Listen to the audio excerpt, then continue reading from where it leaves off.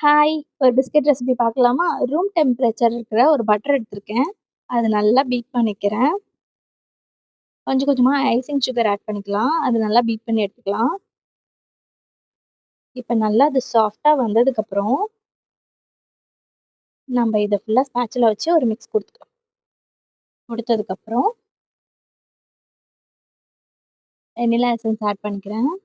Add பண்ணிட்டு நல்லா ஒரு மிக்ஸ் குடுத்துக்கலாம். அடுத்தது நம்ம வந்து மைதா ஆட் பண்ணிக்கலாம். மைதாவ ஃபுல்லா போடாம கொஞ்சம் கொஞ்சமா போட்டு ஆட் பண்ணிக்கலாம். அப்பதான் நல்லா மிக்ஸ் ஆகும். உங்களுக்கு ஒரு வேள மைதா ஃபுல்லா போட்டு முடிச்சதுக்கப்புறம் டவ் வந்து ஹார்டா வர மாரி தெரிஞ்சதுன்னா, உங்களுக்கு வந்து 1 ஆர் 2 டேபிள் ஸ்பூன் வந்து வாட்டர் ஆட் பண்ணிக்கோங்க. மிக்ஸ் பண்ணதுக்கப்புறம் நான் இத ஒரு பைப்பிங் பேக்ல போடுறேன். போட்டுட்டு இதுல நான் 6P நாசில் யூஸ் பண்ணி பிஸ்கெட் போடப் போறேன். நீங்க இதுலயே கூட குட்டியா ஒரு கட் போட்டுட்டு, ரவுண்ட் ஷேப்ல கூட போடலாம்.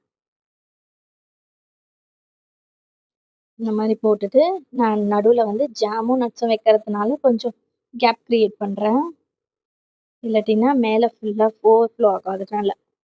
நட்ஸ் நான் பாதாமியும், முந்திரியும் பவுடர் பண்ணி வச்சிருக்கேன். இத ஒரு 2 லேயருக்கு வந்து நான் ஆட் பண்ணிக்கிறேன். அதுக்கு அடுத்தது வந்து நான் ஜாம் ஆட் பண்ண போறேன். நான் வந்து மிக்ஸட் ஜாம் எடுத்திருக்கிறேன். நீங்க வந்து எனி டைப் ஆஃப் ஜாமோ இல்லாட்டினா நட்ஸே ஃபுல்லாவே கவர் பண்ணிக்கோங்க. 20 மினிட்ஸ் பேக் பண்ணி எடுத்துட்டு வந்துடலாம். பேக் பண்ண உடனேயும் நீங்க அத உடைச்சு பார்த்தீங்கன்னா, சாஃப்ட்டா தான் இருக்கும். நீங்க ஒரு 10 மினிட்ஸ் கழிச்சு நீங்க உடைச்சீங்கன்னா, நல்லா கிரிஸ்பியா இருக்கும்.